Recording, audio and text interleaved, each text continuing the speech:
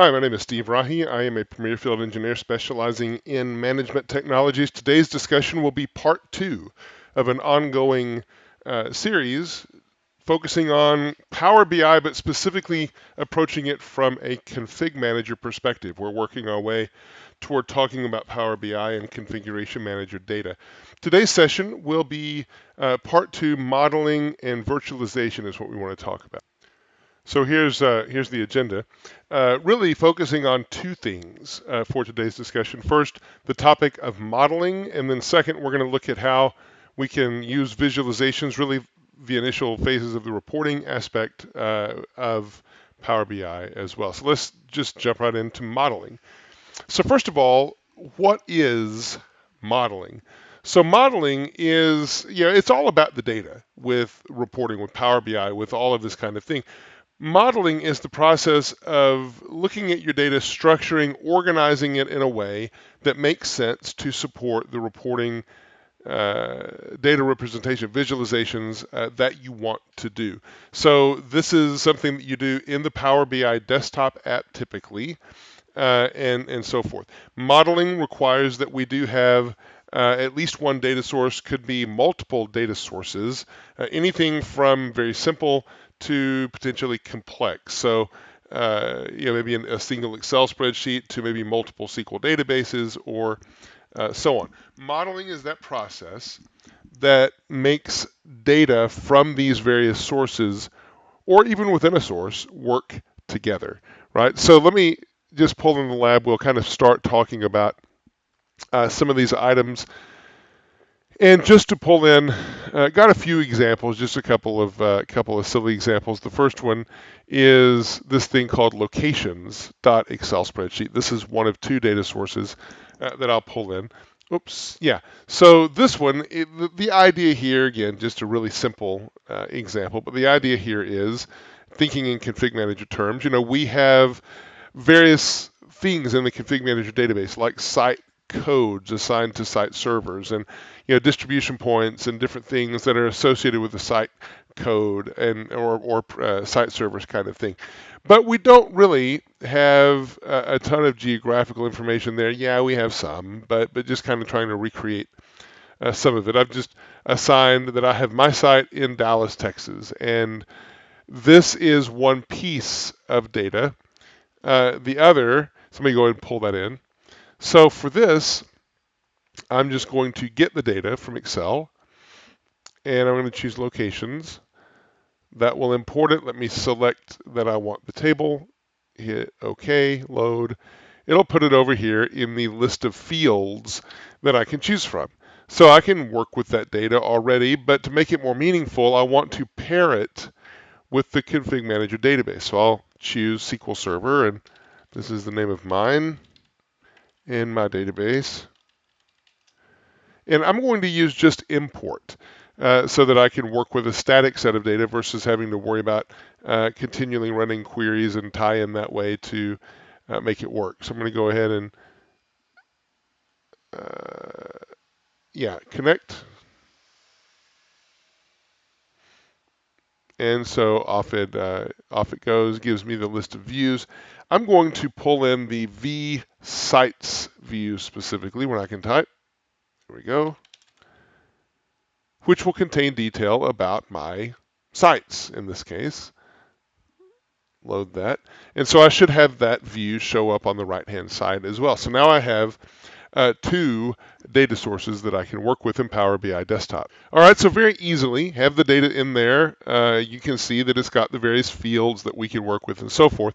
So that's loading my data. That's creating my data source connections. Now, what do I do with that? So that's this part, talking about relationships. So what are relationships, first of all? Well, relationships are within the data source, those logical connections that are the glue to bring those data pieces together, to make sense of the data. And whenever I think of relationships, I think in terms of SQL joins. That's not totally accurate, but certainly along those same lines. It's taking data that might not look like it's related and relating it so that you can query on it and paint a complete picture of the data like you want to, right? One of the requirements of some kinds of manipulations like this is to have flattened data. What does that mean? What is flattened data? Well, SQL, as an example, is a relational database. You'll have tables related to each other, kind of containing subsets of data and so forth. A flat database is one that is not contained in different tables. It's within one location. Think of Excel, perhaps, as a flat database. There's no requirement in Power BI to flatten out your databases, right? We can define associations between multiple views, multiple tables, data sources, no problem, all within the Power BI desktop app. And I keep thinking I'm going to say PowerShell instead of Power BI. If I do, forgive me. But anyway, Power BI desktop. You can also, in Power BI, this gets a little bit more advanced. We'll mention this again in a minute, but you can create custom calculations if you need to. There are times that you want to pull in data that doesn't have a real clear ability to relate to each other, so you can actually create custom calculations, metrics that you can then use to make assignments between what seem to be unrelated disparate data, that kind of thing, metrics that you can use to support, building visualizations and so on. So let's actually go look at the different ways that you can build visualizations in Power BI. Build relationships in Power BI. The first thing is, if you need to manage your data relationships, Power BI tries to do that for you. It detects your relationships that exist automatically. Now, you can get in the middle of that and you can rearrange whatever is detected if you don't like what it is. But let's just pull back in the VM and take a look. So here I have my data imported, right? So Power BI tries to figure out relationships, and you'll see, for example, that I've got a field for site. I've got a field for location. There is no location field down here, and there is no site field, but there is a site code field, and the data between the two are the same. So whenever we get further in this, you'll see that there's already been relationships detected and built based on what we have here, right? Um, so to kind of illustrate that and such, let me go ahead and drag a few elements onto the field. So the first thing is if I drag an element onto the field, like maybe location, right? Then Power BI will look at that data type and try to figure out what to do with it. So this is from location. It'll bring in the element and try to figure out what to do with it. Maybe you like that, maybe you don't, right? So the way to make sure that you get the element that you want or the variant of the element that you want every time is to just simply go to the visualizations pane. Here I'm going to want a map element, so I'll click on that and add it in. Now I can bring location and just lay it on top, and Power BI will try to figure out how to represent that in the various elements that you actually provide. So the other thing I could do, you see it's already figured out that it's a map element and starting to think about how to represent it and so forth. The other thing that I might want to do is I have site up here. I'm not going to drag that in. Maybe I'm going to bring site code and just lay that on top, right? And so what Power BI does is tries to pair that together and pull it in. Now this is interesting. This was actually centering on Dallas, Texas yesterday, and I probably have just fat fingered something in here, and now it doesn't know, but it's putting me over somewhere near the Czech Republic in Slovakia somewhere. So that's interesting. But you get the idea. Anyway, right? So we have that as an example.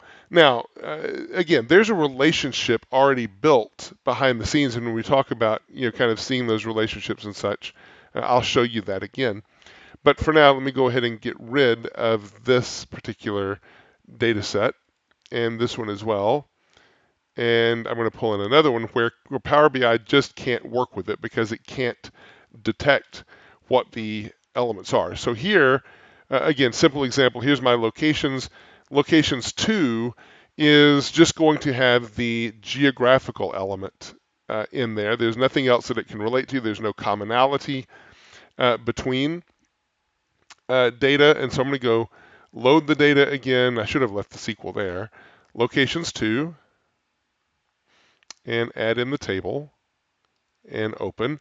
And then I'm going to go get data and do the SQL piece again. And because I closed it out. Good enough, import. And we'll go get vsites again. As soon as I can type, there we go.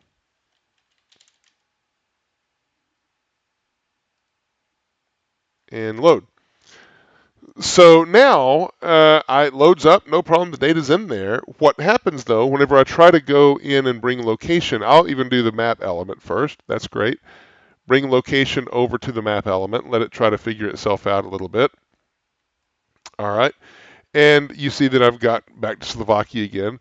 Uh, and then go down to my site code and try to bring it in and lay it on top like I did. Now Power BI is going to say, wait a minute, I can't do that because there's something here that's wrong. In this case, it's the fact there's no clear relationship that Power BI can figure out. You can click on Fix This, which will bring up an option to auto-detect the relationship. You've already tried that. You can't. There's no relationships detected. And so then you could actually go try on that previous screen to manually specify. You can click on the Manage Relationships here, which I'll show you now. So this is a scenario where you want to represent data together, but you can't figure out a way to do it because or Power BI can't figure out a way to do it because there's no clear relationship to define. So how do we fix that?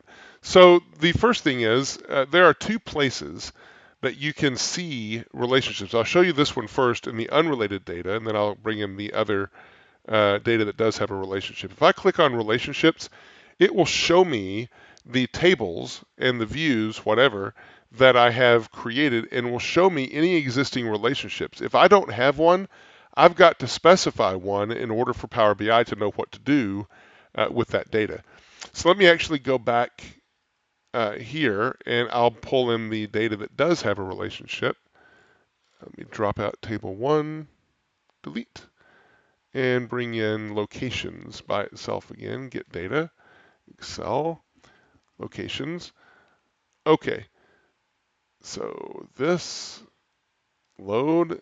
All right, and so I can fix the visual element you see there, and then I click on relationships again, and you can in fact see there is a relationship. If I click on the bar, you can see what fields within the table and view it has selected to be related to each other. That may or may not be what you like. It's what Power BI has figured out. If you don't like it, you can right click and delete, right? You can specify your own relationship. So I'll delete that. And then maybe I'll say, no, my site code is going to be, or my site name is the one that's going to be related to site. And so Power BI says, okay, that's great. We can do that. Kind of a silly mapping there, it's just to illustrate the point. But Power BI lets you do whatever you need to. You can even do things like hiding your tables or an element of such in the views if you like, because maybe there's data there that doesn't make sense for you to expose, or you don't want to clutter up the view. This is pretty simple. It has two elements of view in a table, but it could get fairly complex with 7 or 8, 9, 10 components, whatever. And if you want to clean up the view and make it easier to navigate, you could do those kinds of things. All right. Now, another thing you could do is look at this data differently. So this is the graphical relationships view. If I go under modeling, oops, let me go back up here. And then if I go under modeling and manage relationships, then I can see a tabular list of those relationships. I can create a new relationship here. No problem, just specify the starting table name, the field within, and so forth. I can go auto detect if there are relationships that I want to figure out. Yeah, didn't find any. Yeah, that's fine. I can edit existing relationships and specify how they work. Now notice that there's a couple of things here: cardinality and also cross-filter detection. So cardinality really is defining how the data relates to each other. Many to one, one to one, one to many. Cross-filter is how the data prioritizes. Basically, it filters both ways. It goes a single direction, kind of thing. You probably don't have to mess with this that often. Sometimes you do, maybe if it's not represented the right way that you want it, and so forth. But these are additional options that you can use as you're building out your. All right, so let's move on. So, what about data optimization, right? Why do we care to optimize our data? What does that look like? So, data optimization ultimately is about better visuals, having that graphical impact that you care about. There's things you can do like hiding duplicative or unneeded data, fields, tables that you don't want to represent in your graphical elements. You can optimize those away, perhaps. Sorting. So maybe the data's there, but it's not representing itself the way you want to. Think of a bar chart, for perhaps, and you're trying to represent a year's worth of data. You want it to go January to December, left to right. But because Power BI detects the certain data that might be associated with a given month, it actually orders it based on that data versus the month data. And so, January is in the middle and December is over to the left and, February is on the far right. Yeah, that's not really what you want. And so sorting allows you to decide how that data should be expressed as it comes in.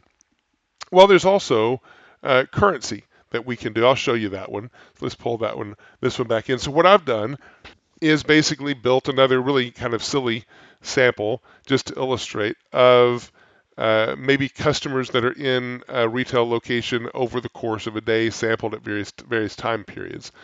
So I'm going to go ahead and load an Excel spreadsheet called Data Optimize. Let me get rid of this and go back home and get data from Excel and Data Optimize. And so what that's going to do is let me choose. You'll see what I have basically in this time format, and then how many customers were in the retail location at that time format. I'll load this. Okay. Now, I may not like this time format, right? I may have to live with it, you would think, because it's coming from a data source that I don't want to change for other reasons, but that's not true. You can transform your data if you want. Just go to the modeling tab and you see the different types of data that you could select, but within the data type, there's formatting options. This is the one that's there right now. Maybe instead I would rather it be like this. So pretty easy. I just transform the data by modifying its formatting in this place, and then when I use it in my report, it comes back and is exactly the way that I would want it to be. Right? So pretty easy. Pretty easy stuff to do, and really helps the visual impact of the report that you're trying to build, the visualizations you're trying to build, and so forth. There's other things we could talk about, kind of alluded to it earlier. I won't go into this really much at all. Not really ready for it. But complex modeling scenarios can definitely handle that through Power BI. What would those be? Things like scenarios where you have a series of tables or fields that maybe aren't related to each other. You can't find a way to relate them to each other without doing some sort of external work. So you can build what's called a calculated column, a calculated table. These help enhance your data. They help you build a column, build a way to relate data when there's no other clear relationship obvious, right? With tables, you can define unions, merges, join conditions kind of out there. You can do some of this work on the fly, generate tables on the fly that are based on calculations that happen with functions or formulas that you pull in.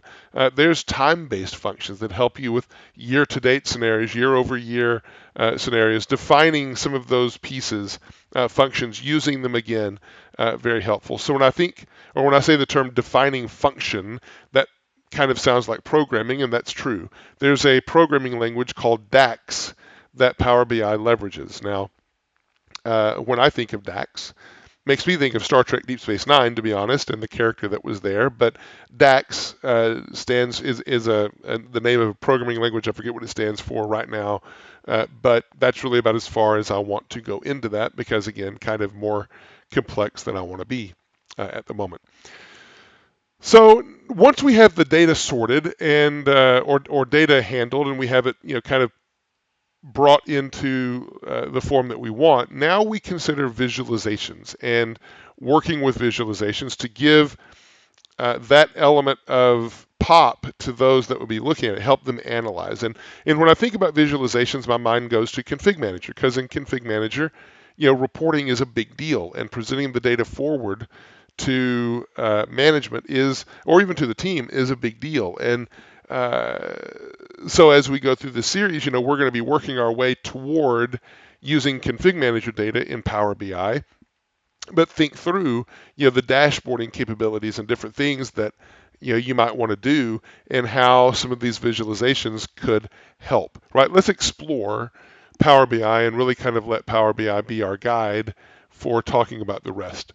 So there are a few elements in Power BI that are useful to talk about, kind of familiarization terms. First of all, there is the canvas, and that canvas is this white area where we bring in different visualization elements and so forth to help build out what we want.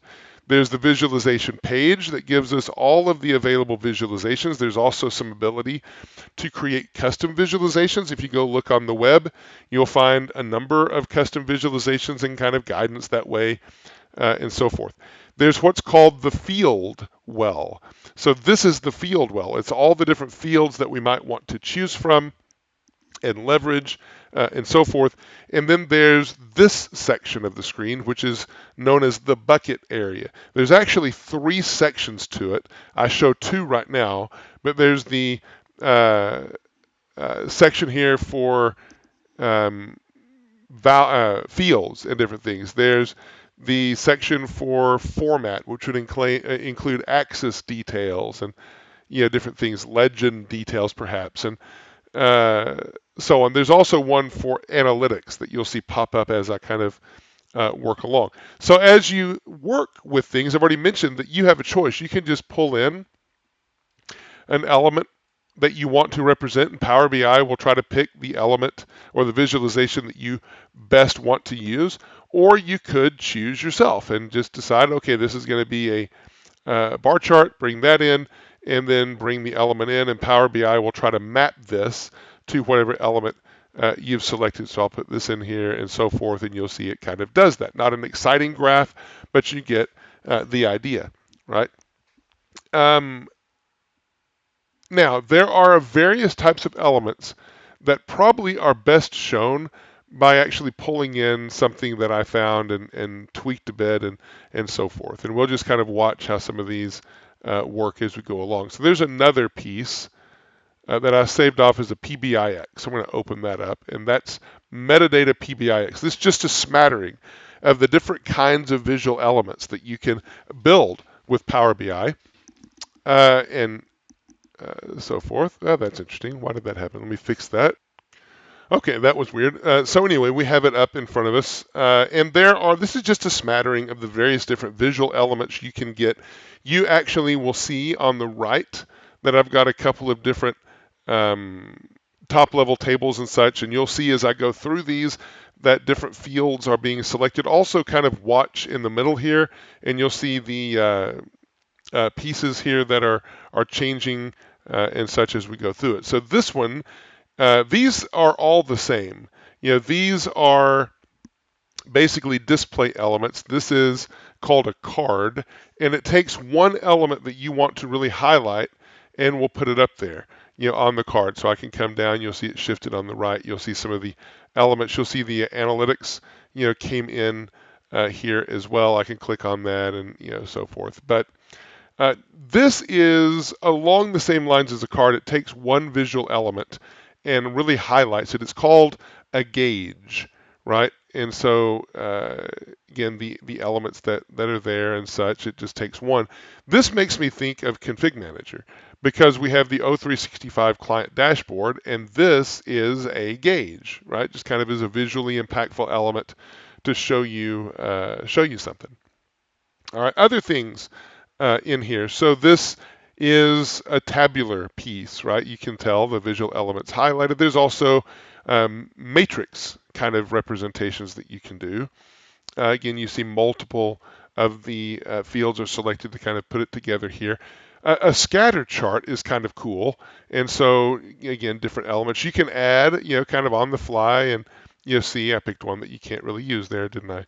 And well, let's go up here, and you can kind of modify, see how different things look on the fly as you're building out your different elements and such.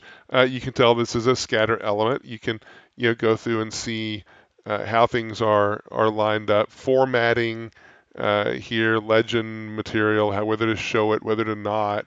Again, some analytics here. Now that we're in a different type, you can see some of that coming to life, right? And then on the other page 2 of this, are some even different visual elements that are interesting. So loading page 2. So here's basically a donut, which is a really nice visually impactful way.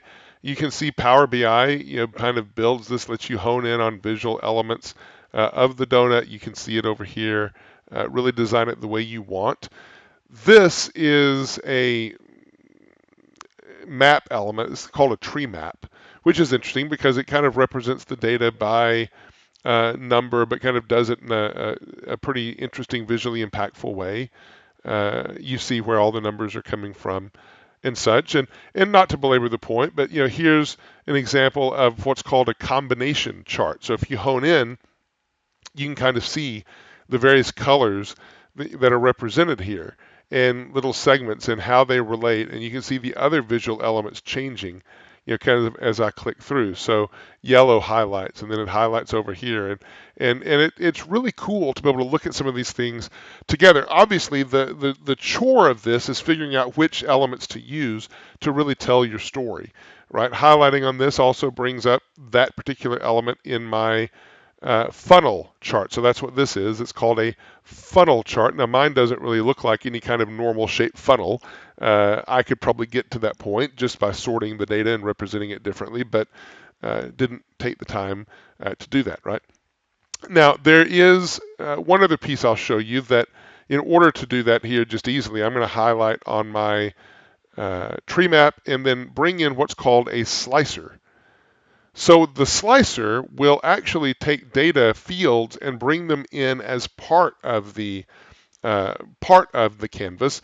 And the beauty of this is you can actually click on those things that you want to highlight. And notice how the other fields kind of flex to let you do that kind of thing. You can even multi-select if you want to in here and really bring some of those together and just see how they kind of work out together. And again, a really cool, interesting way to explore your data. You might want to give the people using this data those types of controls to be able to zoom in and highlight on data and so forth, right? So very quickly, just playing with some of those visual elements, a lot of things that we can do here just out of the box, and definitely some customization. So that's really what I wanted to talk about in this session. What's next? So as we think forward into the series, we'll do session 3. There we'll just kind of explore the data a bit, kind of understand it a bit more. We will take some time, even though we're really focused on the Power BI desktop app, and that's where most people are. We'll focus on Power BI, kind of talk about Excel a bit, and then we'll keep tacking our way toward bringing in Configuration Manager data more centrally. So that said, I'll end things here, and we will see you next time.